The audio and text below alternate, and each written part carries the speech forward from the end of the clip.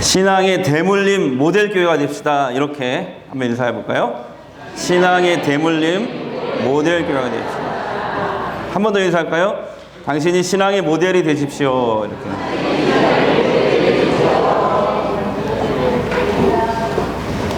어느 일요일 아침이었습니다.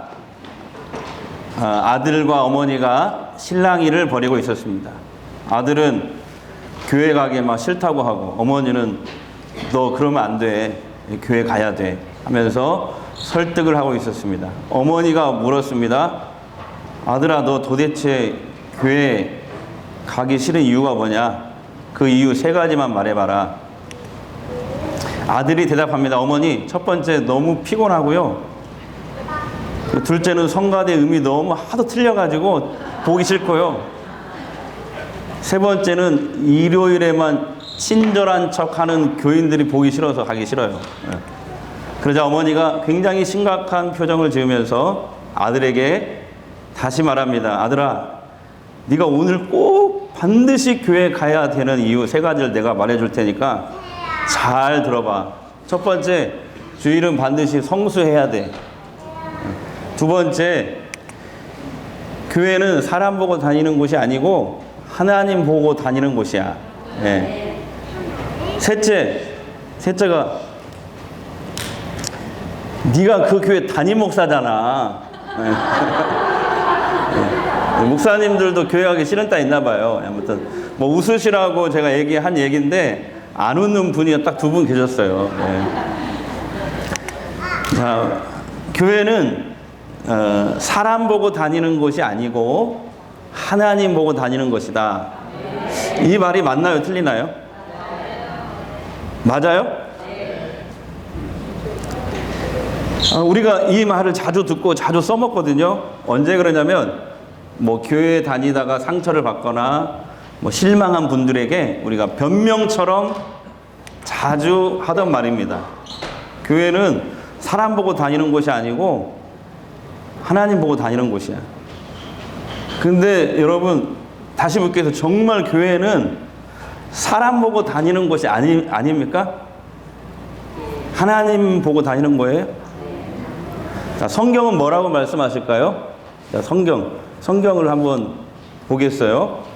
자, 사도 바울은 고린도 교회에 보낸 첫 번째 편지에서 오늘 본문 말씀 말고 이렇게 썼어요. 자, 아이들이 있기 때문에 3번역으로 제가 쉬운 성경으로 가져왔는데 한번 다 같이 읽을게요. 그러므로 나는 여러분에게 권합니다. 여러분은 나를 본받는 사람이 되십시오. 나를 본받는 사람이 되라는 거예요. 교회 올 때 나를 본받는.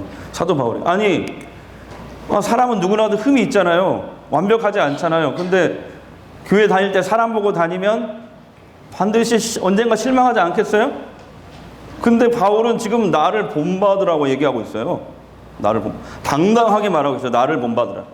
다 같이 나를 본받으십시오. 이렇게 얘기하고 있거든요. 이 말씀이 우리를 좀 당황케 하게 합니다. 그죠? 자, 그러면 교회는 사람 말고 하나님 보고 다니는 곳이라면 우리가 교회에서 하나님을 어떻게 볼 수 있죠? 자, 하나님이 눈에 보여요, 안 보여요? 하나님은 눈에 보이는 분이 아니에요. 영적인 존재이기 때문에. 뿐만 아니라 인간의, 좀 어려운 말인데, 인식의 한계를 뛰어넘어 존재하고 계시는 분이에요.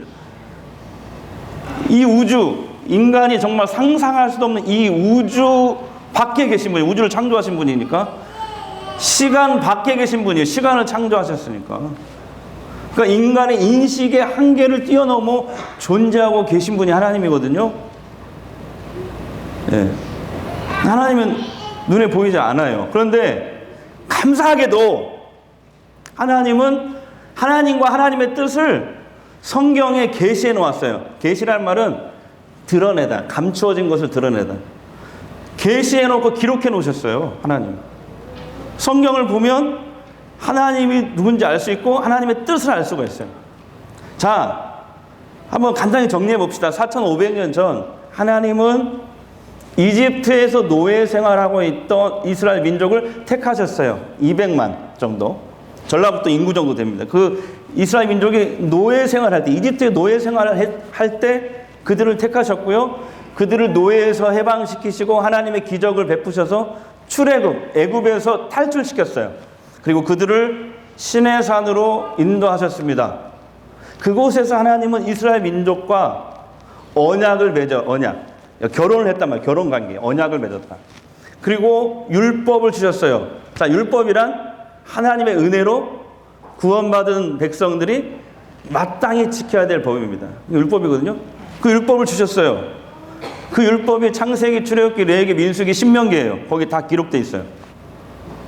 하나님의 은혜로 구원받은 백성은 이렇게 살아야 된다 하면서 주신 게 율법이거든요. 그러면서 언약을 맺을 때 하나님이 그렇게 말씀하시고, 이스라엘 너희 민족, 너희가 내 말을 잘 듣고 잘 지키라고 하면서 이 두 가지 사명을 주셨어요. 제사장 나라, 거룩한 민족이 되라. 자, 시작. 제사장 나라, 거룩한 민족. 제가 여기서 왜 강조를 할까요? 거기 동그라미 안에 빨리 뒤집어 넣으라는 얘기예요. 제사장 나라, 거룩한 민족이 되라. 이렇게 사명을 주셨어요. 자, 한번 보겠습니다. 자, 출애굽기 19장 5절 6절 시작. 이제 너희가 정말로 나의 말을 듣고 내가 세워준 언약을 지키면 너희는 모든 민족 가운데 나의 보물이 될 것이다. 온 세상이 다 나의 것이다. 그러므로 너희는 내가 선택한 백성이 되고 너희 나라는 나를 섬기는 제사장 나라가 되고 너희는 거룩한 민족이 되리라. 다 같이 제사장 나라, 거룩한 민족. 이런 소명을 이런 사명을 주셨거든요, 이스라엘은. 자,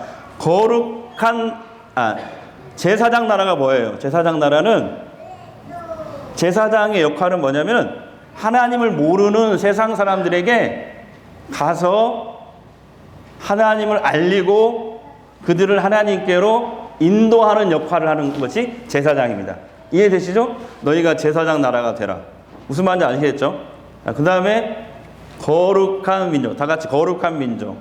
거룩한 민족이라는 것은 너희들의 삶을 통해서 하나님의 성품을 사람들에게 먼저 보여주는 모델 민족이라는 거예요. 하나님의 성품을 너희 삶을 통해서 보여주는, 세상 사람들에게 보여주는 모델로서의 민족이라는 뜻입니다. 이것이 거룩한 민족이 되라, 이런 뜻입니다. 그런데 이스라엘 백성들은 하나님이 주신 이 두 가지 사명을 잘 감당했을까요? 못 감당했을까요? 못 감당했어요. 제대로 감당하지 못했어요. 그래서 구약은 이스라엘이 하나님이 주신 사명을 실패한 역사들이 담겨져 있는 책입니다. 그래서 결국 하나님은 어떻게 하셨냐면 자신이 직접 이 땅에 인간으로 오셔서 자신을 보여주셨어요. 하나님이 직접 인간으로 오셔서 자신을 보여주셨어요, 사람들에게. 자, 그분이 바로 누구예요? 예수 그리스도이십니다. 할렐루야. 네. 어느 날 예수님의 제자 빌립이 예수님에게 이렇게 질문을 하고 요청을 해요. 예수님, 우리에게 하나님을 좀 보여주십시오. 그러자 예수님은 그때 아주 유명한 말씀을 하십니다. 자, 요한복음 14장입니다. 함께 읽겠습니다. 시작. 나를 본 사람은 아버지를 보았다. 내가 아버지 안에 있고 아버지께서 내 안에 계시다. 내가 너희에게 하는 말은 내 마음대로 하는 것이 아니다. 아버지께서 내 안에 계시면서 자신의 일을 하신다. 아멘. 그러니까 여러분, 예수님은 인간의 몸을 입고 이 땅에 오신 하나님이십니다. 여러분 믿으시죠? 다시요. 예수님은 인간의 몸을 입고 이 땅에 오신 하나님이십니다. 이것을 전문용어로 성육신이라고 합니다. 성육신. 여러분 믿으시죠? 예수님의 말씀이 곧 하나님의 말씀입니다. 예수님이 원하시는 것이 하나님이 원하시는 거예요. 그래서 인간으로 오신 하나님, 그 예수님은 우리에게 무엇을 요구하시고 무엇을 원하셨을까요? 마태복음 5장 48절에 보면 그게 나와요. 예수님은 우리에게 이렇게 요구하시고 말씀하셨어요. 그러므로 하늘에 계신 너희 아버지께서 완전하신 것 같이 너희도 완전하여라. 또 있어요. 사도 바울도 에베소서 5장 1절 이렇게 말합니다. 그러므로 여러분은 사랑을 받는 자녀답게 하나님을 본받는 사람이 되십시오. 하나님을 본받는 사람이 되라는 거예요. 여러분, 너희도 완전하여라. 하나님을 본받는 사람이 되어라. 이 말씀은 한마디로 이거예요. 우리 삶을 통해서 하나님을 드러내라, 이런 뜻입니다. 이 말씀은 그거예요. 우리 삶을 통해서 누구를 드러내라? 하나님을 드러내라. 하나님은 오늘날 이제 21세기의 우리 그리스도인들과 우리 교회들을 통해서 세상 사람들에게 자신을 보여주고 싶어 하십니다. 그런데 여러분, 우리가 나를 생각할 때 우리가 그리스도인이라 하더라도 너무 부족하고, 내가 나를 생각할 때 너무 부족하고 연약하고 그러잖아요. 그런데 어떻게 이런 내가 하나님을 본받는 일을 가능하게 할까? 하나님을 본받는 일이 어떻게 가능할까? 여러분, 가능합니다. 그 오늘 우리가 읽은 성경 말씀이 그걸 보여줘요. 바로 그 모델 교회가 오늘 나와요, 성경에. 그 모델 교회가 바로 데살로니가 교회입니다. 무슨 교회라고요? 데살로니가 교회. 자, 데살로니가 교회는 어떤 교회냐면, 사도 바울이 지금부터 2000년 전에 2차 세계 전도 여행을 할 때 데살로니가 도시, 저도 여기 가봤는데 데살로니가가 어디 있냐면 지금 그리스에 있습니다. 그리스, 유럽이죠, 유럽. 그리스에 6개월 머물면서 복음을 전하고 세운 교회예요. 근데 왜 6개월만 머물렀냐면, 유대인들이, 거기에 사는 유대인들의 핍박이 너무나 세가지고 어쩔 수 없이 그 정말 짧은 6개월만 머물러서 복음을 전하고 교회를 개척한 교회가 데살로니가 교회입니다. 그리고 나서 이제 사도 바울은 다른 곳으로 떠났습니다. 떠나서 몇 년이 흘렀냐면 1년 6개월이 지났어요. 1년 6개월이 흘러서 데살로니가 교회 성도들에게 편지를 보낸 거예요. 그 편지가 오늘 읽은 데살로니가 전서입니다. 근데 여기 첫 부분이잖아요. 우리가 읽은 부분이. 이 부분에 데살로니가 교회 성도들을 엄청나게 지금 여러분 극찬을 하고 있어요. 그냥 칭찬 정도가 아니고 극찬을 하고 있어요. 자, 바울은 뭐 때문에 이렇게 데살로니가 교회 성도들을 칭찬할까요? 자, 6절 말씀을 한번 보겠습니다. 자, 세 번역으로 한번 볼게요. 자, 시작. 여러분은 많은 환난을 당하면서도 성령께서 주시는 기쁨으로 말씀을 받아들여서 우리와 주님을 본받는 사람이 되었습니다. 그러니까 여러분, 데살로니가 교회는 예수 믿은 지 이제 1년 6개월밖에 안 된 사람들이에요. 거의 뭐 1년 6개월 아니면 2년, 그거밖에 안 된 사람. 그러니까 새신자 수준이에요. 여기 계신 분들은 다 그래도 2년 이상 되죠. 이 데살로니가 교회 성도들은 지금 2년이 안 됐다니까, 예수 믿은 지. 그런데 바울이 6개월 그 짧은 기간 동안 전한 그 복음을 듣고 뭐라고 하냐면, 우리와 바울과, 나 바울과 예수님을 본받는 사람들이 되었다. 특히 이들의 신앙이 왜 위대하냐면, 환난을 당하고 있으면서도 거기에 굴복하지 않고 말씀을 기쁘게 받고 주님을 본받는 사람이 되었다는 거예요. 당시에 데살로니가 교회는요, 예수 믿지 그 지역에 사는 해외 동포 유대인, 디아스포라 유대인이라고 하는데, 그 유대인들에게 많은 핍박을 당하고 있어요. 그 유대인은 예수를 믿지 않는 유대인이죠.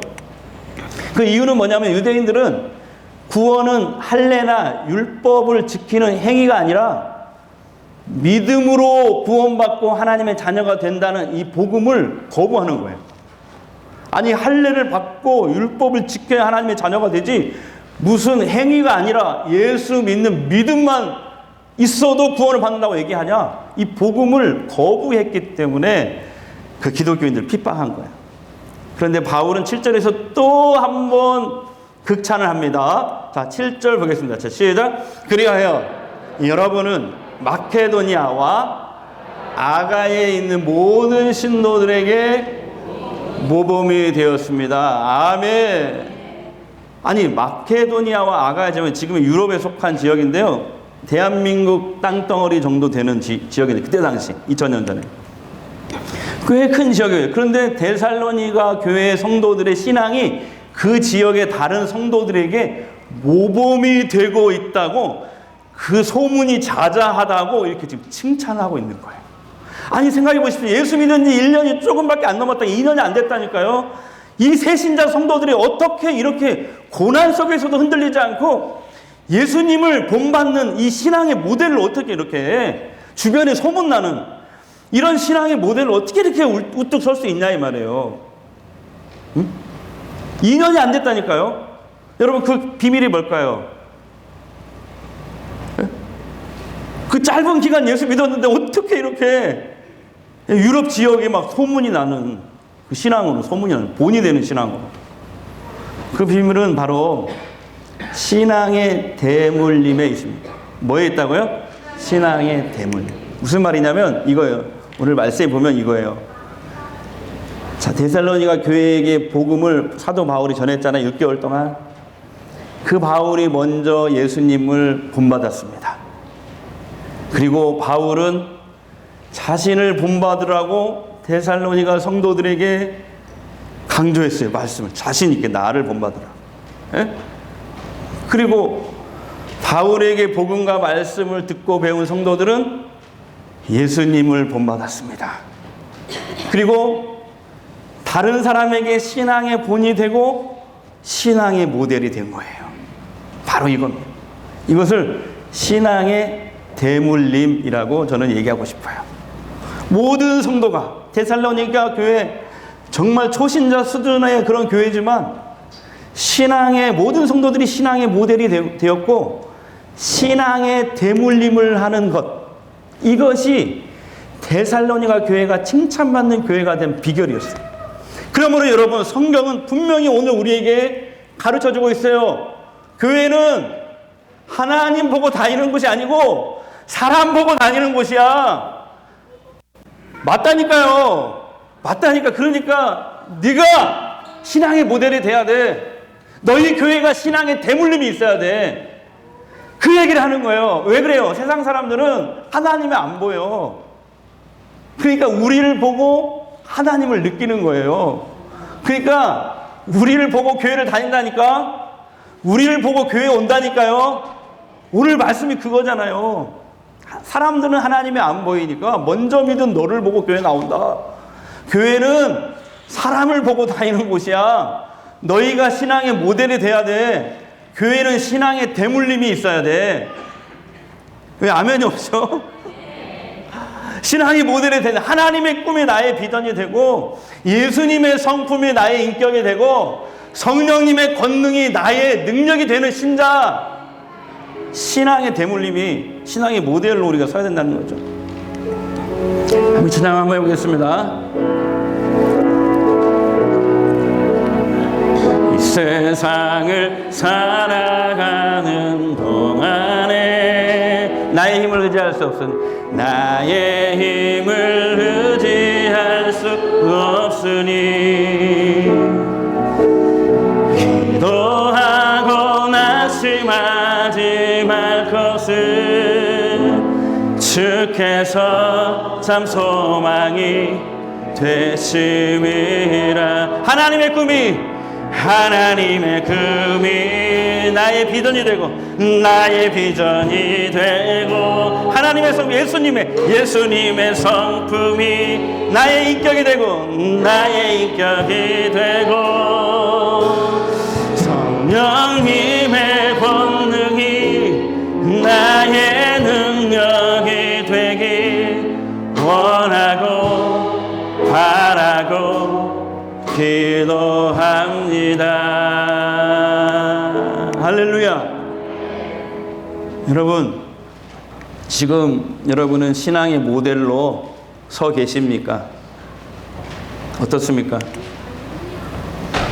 여러분을 통해서 신앙의 대물림이 일어나고 있습니까?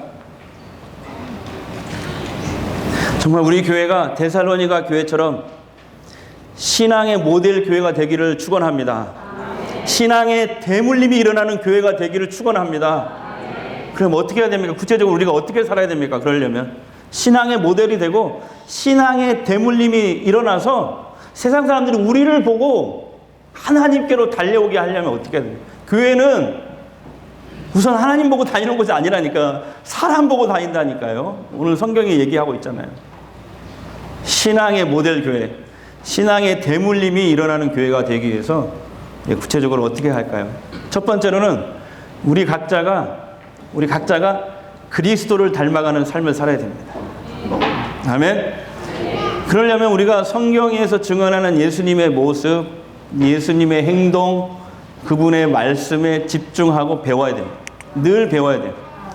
그래서 첫 번째 마태복음 5장에서 7장에 나오는 산상수훈에 집중해야 돼요. 이게 예수님의 말씀의 핵심이거든요. 여기 황금률도 나오잖아요. 예, 거기 핵심. 정말 가난한 심령에 대해서 하나님만 따라가고 그분만 의지하고 예수 믿지 않는 영혼들에 대해서 애통해하고 그리고 남을 대접하고 섬기는 자가 되라. 그러면 너희가 그렇게 대접을 받게 될 것이다. 이게 산상수훈의 핵심이잖아요. 또 있습니다. 성령 충만해서 갈라디아서 5장에 나오는 성령의 9가지 열매를 맺으라는 거예요. 그런 성도들은. 거기 갈라디아에서 나오는 성령의 9가지 열매는 예수님의 성품입니다. 자, 다 같이 뭐가 있죠? 사랑, 희락, 화평, 온유, 양선, 충선, 자비, 오래 참음, 절제. 한번 해볼까요? 자, 시작. 사랑, 희락, 화평, 온유, 양선, 충성, 자비, 오래 참음, 절대. 우리가 성령 충만할 때 이런 예수님의 성품을 맺게 된다는 거예요. 예수님의 인격으로 변화된다는 거예요. 그 다음에 우리가 예수님의 기도를 배워야 돼요. 우리가 기도 생활을 잘 하시는데 예수님의 기도를 배워야 된다니까요. 여러분, 예수님의 기도 핵심이 뭐예요? 겟세마네에서 한 기도 그거잖아요. 나의 뜻대로 하지 마옵시고 누구의 뜻대로? 하나님의 뜻대로 이루어 주옵소서. 여러분 그렇게 기도 생활 하시나요? 내가 원하는 뜻대로 이루어 주십시오. 이런 기도를 많이 하잖아요. 그런데 진짜 예수님의 기도의 핵심은 내 뜻대로 마시고 누구의 뜻대로?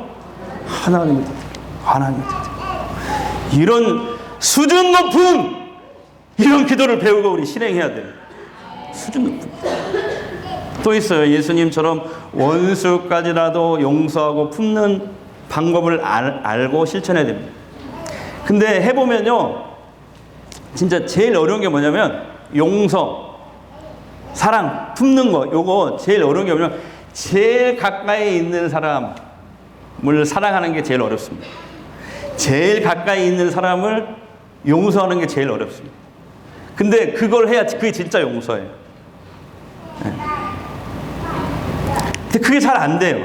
근데 그게 잘 안 되잖아요. 안 되는데 새벽에 에베소서 4장 말씀에 보니까 그저께 말씀에 그 비결을 알려줘요. 그걸 할 수 있는 방법을 알려주는데 이렇게 나와요. 에베소 4장에 예수님이 십자가 위에서 너를 어떻게 사랑하고 용서했는지 그거 생각해봐. 그러면 용서가 안 된 사람이 없을걸? 이렇게 얘기하고 있어요. 다시 말할게요. 예수님이 십자가 위에서 너를 어떻게 사랑하고 용서했는지를 생각하면 어떤 사람도 용서하고 품을 수가 있어. 이렇게 얘기하고 있어요. 또 예수님은 제자들의 발을 씻겨주는 섬기는 모습을 보여주셨어요. 그러면서 우리에게 말했죠. 너희도 이와 같이 하라. 다 같이 시작. 너희도. 그러니까 발을 씻어줄 수는 없지만 발을 씻어주는 그런 자세로 우리가 살아야 된다는 것을 강조하셨죠. 자, 두 번째, 우리는 예수님을 닮아갈 뿐만 아니라 교회의 머리가 되신 그 예수님께 충성해야 됩니다. 그래서 예수님이 제일 강조하는 게 뭐냐면 교회에서 서로 사랑하라 입니다. 이거 예수님이 제일 강조했어요. 교회에서 서로 사랑하라. 서로 사랑하는 구체적인 방법이 성경에 나오는데 간단해요. 함께 울어주고 함께 웃어주는 것이다. 이번에 2월 달에 오실 부흥 강사님 제가 섭외하려고 직접 찾아가서 만났는데요. 그분이 굉장히 재밌게 말씀을 잘 하시더라고요. 이제 그분이 이걸 강조하시는 거예요. 한국교회 성도들은 함께 울어주는 거 정말 잘한대요. 근데 뭘 못하냐면 함께 웃어주는 것을 잘 못한다는 거예요. 왜 그러냐면 한국 사람들은 속담에 그런 속담도 있잖아요. 사촌이 땅을 사면 배가 아프다. 이런 속담이 있을 정도로 함께 웃어주는 것을 잘 못한다는 거예요. 그래서 여러분 우리 이렇게 교회 안에서 이게 그분이 하신 말씀이에요. 이번에 부흥에 와서 또 할 거예요. 그때는 처음 들은 것처럼 웃어주셔야 돼요. 오늘 미리 웃고. 네. 교회 안에서 다른 성도들이 잘 됐다고 하면은, 그 다음에 좋은 아파트 사서 이사 갔다고 하면은, 자식이 잘 돼서 대학에 합격했다고 하면은, 남편이 승진하고 승진했다고 하면은, 사업이 대박 났다고 한다면, 내일처럼 좋아해주고, 축하해주고, 그 다음에 여기서 저는 빵 터졌어요. 더 나아가서 감사 헌금까지 하라는 거야, 내가. 감사 헌금. 네. 한참 웃었습니다. 여러분, 교회는 울어주는 것보다 함께 웃어주는 것을 더 잘해야 됩니다. 옆 사람에게 함께 웃어주는 것을 더 잘해야 됩니다. 자, 그리고 교회 머리 대신 예수님께 충성하려면 또 어떻게 해야 되냐면 교회 지도자들 있잖아요. 목사, 장로, 권사, 안수 집사님들, 교회 지도자들이라고 할 수 있잖아요. 핵심 멤버. 교회 지도자들이 끊임없이 하나님의 뜻을 기도로 물어야 됩니다. 어떤 일을 하기 전에 큰 일이든지 작은 일이든지 끊임없이 이 지도자들이 교회에 나와서 하나님의 뜻을 기도로 물어야 돼요. 그리고 그 뜻을 알았다면, 그 뜻을 알았다면 그것을 실현하기 위해서 함께 협력해야 되는 것이 그 진짜 하나님의 뜻을 따르는 성도 아니겠어요? 그죠? 마지막으로 그리스도인의 그 각자의 단계에서 본이 되어야 됩니다. 무슨 말이냐면은 사람도 발달 단계가 있습니다. 그렇듯이 신앙도 성장의 단계가 있어요. 우리 자신이 신앙의 대가가 되고 신앙의 모델이 될 때까지 기다리려면 끝이 없어요. 그러면 우리가 다른 사람에게 모범이 될 수가 없어요. 우선 자기 단계에서 주님이 기뻐하시는 일을 행하십시오. 그리고 나보다 낮은 단계에 있는 신앙의 단계에 있는 그 사람에게 본이 될 수 있도록 최선을 다하십시오. 그리고 그것을 그분들에게 나누십시오. 여러분, 놀라운 일들이 우리 교회 안에 일어날 것입니다. 제가 한국교회 심각한 위기 지금 놓여 있잖아요. 그래서 여러 가지 연구를 하고 앞으로 비전센터를 가게 되면 어떤 방향으로 목회를 해야 될 건가 계속 연구하고 교역자들이 계속 일주일에 한 번씩 만나서 기도하고 연구하고 얘기하고 막 자체 세미나를 하고 막 그러거든요. 우리가 두 가지 결론을 냈어요. 지금 한국교회가 굉장히 심각하잖아요. 위기 가운데 있잖아요. 이 위기를 정말 살아남을 수 있는 길이 뭘까? 두 가지 있다고 보는데 무슨 새로운 목회적인 기법이나 전략에 뭐 한국교회 위기를 벗어나게 하거나 뭐 교회를 성장시키기 그러지 않습니다. 정말 우리 교회가요, 예수님이 전하신 그 원래의 말씀을 우리가 알고 배우고 그리고 그 진리의 말씀에 우리가 깊이 뿌리를 내리고 아멘. 그리고 그 진리를 살아내는 것. 지식에서 끝나는 게 아니고 우리 삶으로 그 진리를 살아내는 것. 다시 말할게요. 우리 교회가 예수님께 전하신 그 원래의 말씀을 제대로 알고 배우고 그 예수님의 말씀, 진리의 말씀에 깊이 뿌리를 내리고 그리고 우리 교인들이 그 진리를 살아내는 것. 첫 번째 이거고요. 두 번째는 이 데살로니가 교회처럼 내가 다른 사람이 나를 보고 교회에 올 수 있도록 신앙의 모델이 되고 우리 교회 안에는 신앙의 대물림이 일어나는 거예요. 데살로니가 교회처럼. 그래서 신앙의 모델들을 계속 다음 세대를 세워나가는 거예요. 내가 신앙의 모델이 되고 또 우리 다음 세대들이 계속 신앙의 모델로 세워질 수 있도록 계속 세워나가는 거.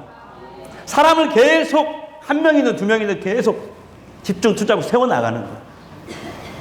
여기 있다고 봅니다. 여러분. 그래서 2019년도가 이틀밖에 안 남았거든요.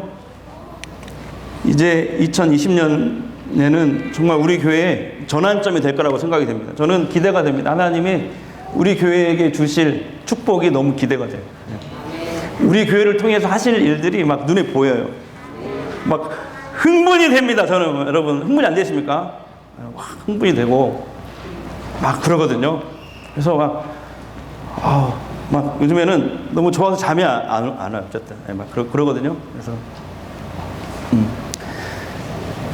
설계사를 이번에 우리 만났는데 그대로만 되면은 우리가 기도하고 이제 우리가 다음 주부터 또 특세 들어갈 거거든요. 특세하는 이유는 이렇게 건축을 할 때 마귀 역사가 많거든요. 그러니까 안전하게 잘 지어져, 사고 없이 잘 지어질 수 있어요. 교회는 기도로 짓는 거예요. 기도로. 그래서 기도해야 돼요. 그래서 올해는 특세로 모이십시오 하는 날이 많을 거예요. 예? 그래서 새해니까 특세 또 들어가고 또 착공 딱 들어가면은 3개월 걸리거든요. 그때 3개월 동안 특세 기도하셔야 돼요. 여기 안 나오시면 내가 다 출석 불러가지고 안 나오면 막 12시 전화해가지고 내일 꼭 나오십시오. 막 그렇게 내가 하려고 하거든요. 그래서 어쨌든 신앙의 이 대물림이 계속 우리 교회에 일어나길 바랍니다. 이 신앙의 모델들을 계속 세워나가야 돼요. 그래서 예수님을 닮아가는 모델로 소문나기를 바랍니다. 청년들은 우리 장년들에게 배우고 아이들은 청년들을 보면서 자라날 수 있게 되기를 바랍니다. 예수님을 닮아가고 예수님을 드러내는 것이 더 깊어지고 더 온전해지고 더 분명해지는 그런 우리 전주 성광교회가 되시기를 주의 이름으로 축복합니다. 할렐루야. 아무것도 두려워하지 말라. 우리 찬양하고 기도하도록 하겠습니다. 두려워하지 말라.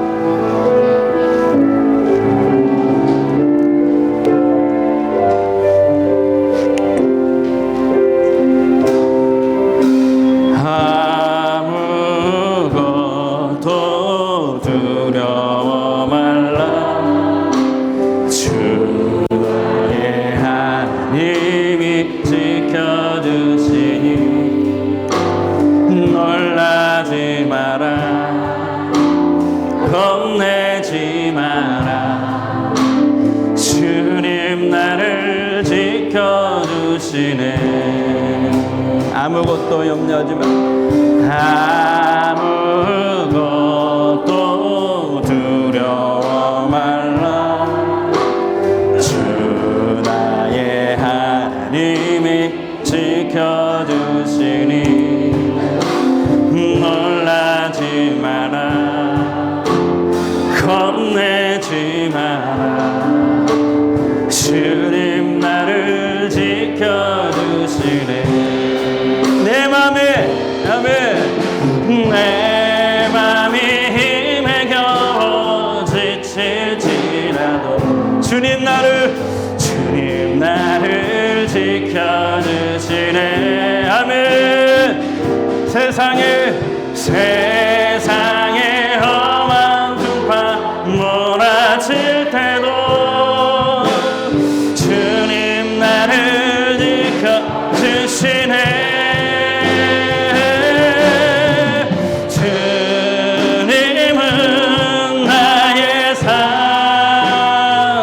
주님은 나의 요새. 주님은 나의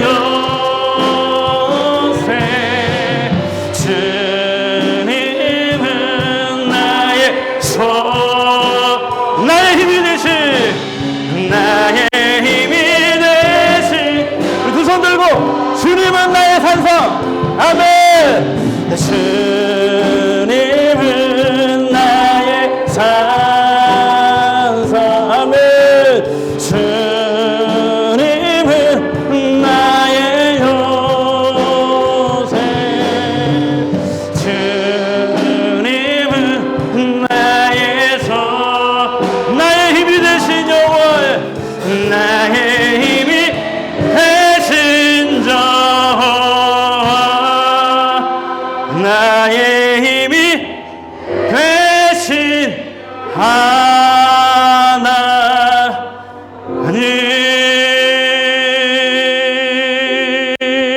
할렐루야.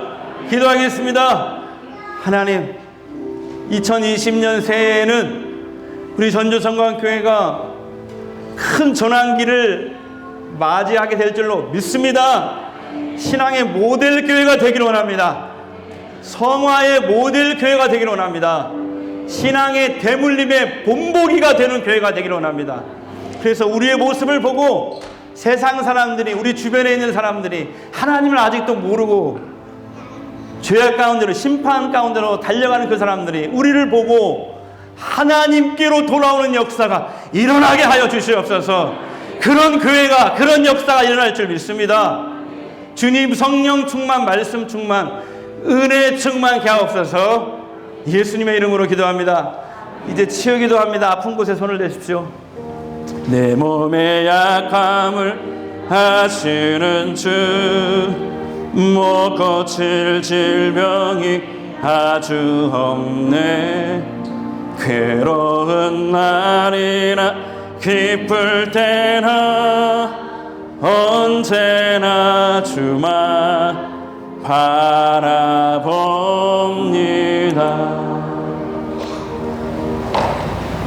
각색 병자들과 귀신 들리는 사람들을 고쳐주신 주님, 내 믿음이 너를 구원하였느니라. 이 말씀에 의지하여 구하오니 나의 병든 몸을 고쳐 주옵소서.